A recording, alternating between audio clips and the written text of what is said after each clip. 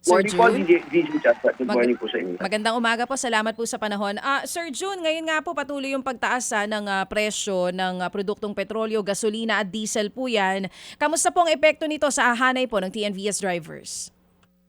Malungkot po lahat ang mga kasamahan natin na TNVS driver dahil sa patuloy na pagtaas ng gasolina at krudo.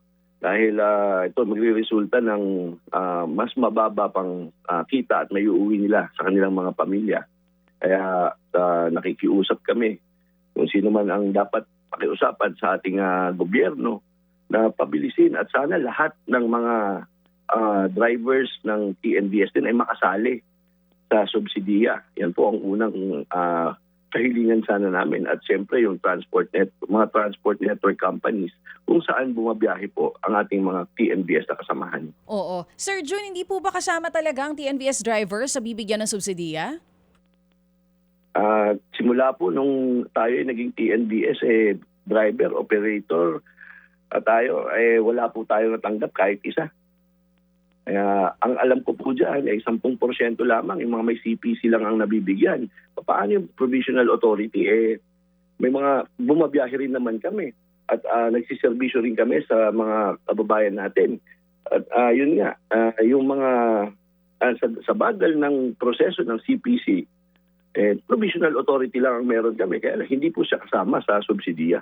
Sabi niyo po 10% nga lang ang nakakatanggap nitong subsidiya. So sa ngayon po, para lang po mas maintindihan din ng mga nakikinig sa atin, magkano na po sa ngayon ang nabawas dun sa daily take-home pay ng mga drivers natin dahil po dito sa pagsirit ng presyo ng krudo? Sa gasolina po, sa mga gumagamit ng gasolina, kulang-kulang 200 po ang nababawas sa araw-araw. Doon po naman sa krudo, kulang-kulang 500 sa mga diesel. Dahil mas mataas po ang itinaas ng diesel ngayon. Oo. Meron po bang mga drivers sa nakasamahan po ninyo? Paano ba? Nagbawas po ba ng oras ng pamamasada? O di kaya naghanap na ng ibang racket dahil po sa nangyayari ngayon? Doon po sa naghanap ng ibang racket, tama po yan.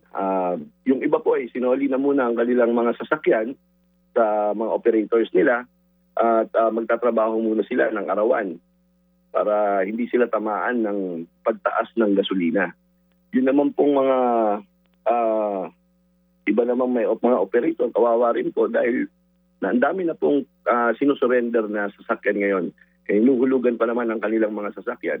So, mauuwi po ito talaga sa pagdalugi. Oo. Sige po, last na lang Sir June. Ano pong panawagan nyo sa gobyerno? Kasi nga po ang sabi ninyo, 10% lang sa hanay po ng TNVS ang nakakatanggap ng fuel subsidy.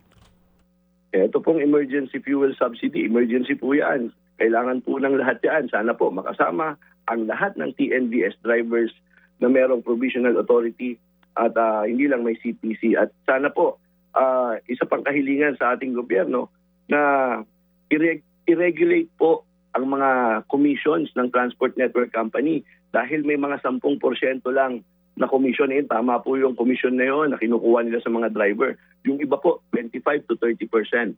Kapag ito po ay na-regulate, yung 25 magiging 10%, napakalaking tulong po ito sa mga drivers kahit na tumaas po ang gasolina dahil mababawi po namin dito yung mga ang mawawala sa amin sa pagtaas ng gasolina. Sige po, makikipag-ugnayan kami muli sa inyo. Maraming salamat po sa panayam. Kasama nga po natin Presidente ng Laban TNVS, Sir June De Leon. Mga kapatid, para sa iba pang mga balita at impormasyon, sundan niyo po kami sa X, Instagram, Facebook at syempre sa TikTok, True Network PH. Mag-subscribe din po kayo sa aming YouTube channel, True Network. May website din po tayo, truenetwork.ph. At pwede nyo rin po kaming mapanood sa Channel 19 ng aming True FM TV. Lagi pa rin makinig sa radyo dito po sa 105.9 True FM dahil dito, laging true sa'yo, kapatid. Dito tayo sa totoo, tunay at tapat.